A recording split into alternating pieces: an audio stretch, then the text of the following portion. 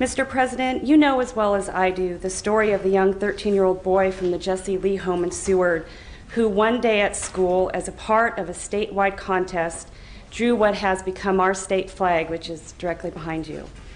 Young Benny Benson wrote of his drawing, may I please? You may read, yes. Well, thank you.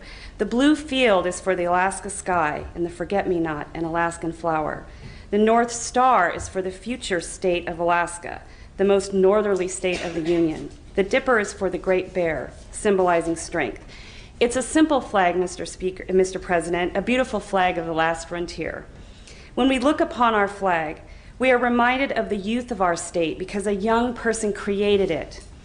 And the importance, we are reminded of that too, of the importance of creating opportunities for young people through responsible resource development.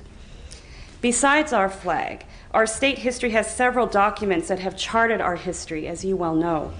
Our Constitution, hailed as one of the best in the country.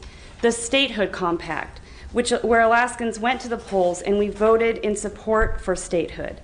Our first bill as a state, allowing women the right to vote. We've seen Alaska Native Claims Settlement Act and the one I'm going to talk more about right now, the Alaska National Interest Lands Conservation Act, passed in 1980 when I was a student at Romig Junior High. The act allows for comprehensive management of all public lands in Alaska, including those regarding wilderness, subsistence, transportation, and utility corridors, oil and gas leasing, mining, public access, hunting, trapping, and fishing.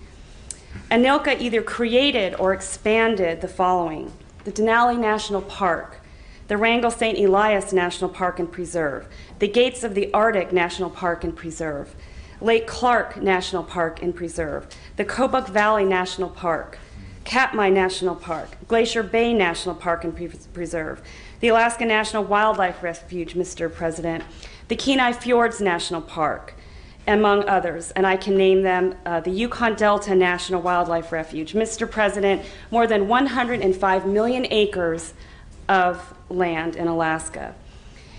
Mr. President, a 1002 report named after the section in ANILCA where it came from required a review of the coastal plain of ANWR for oil and gas potential and wildlife resources. That area today is authorized for oil and gas exploration, and only an act of Congress can change that.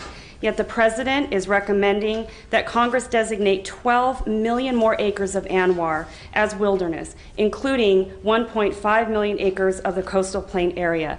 Mr. President, this is not right. And at the time when Congress passed that act, they said that no further designations are necessary. Mr. President, the coastal plain of ANWR may have up to 10 billion barrels of undiscovered oil and 37 trillion cubic feet of natural gas. The coastal plain represents the future that Benny Benson envisioned when he drew our flag, the North Star. And that future is now, Mr. President, and it is being compromised by an executive action that is taking from Congress what is Congress's power solely. And with every broken promise, Mr. President, from decision makers in Washington, D.C., that great North Star grows dimmer, I'm afraid.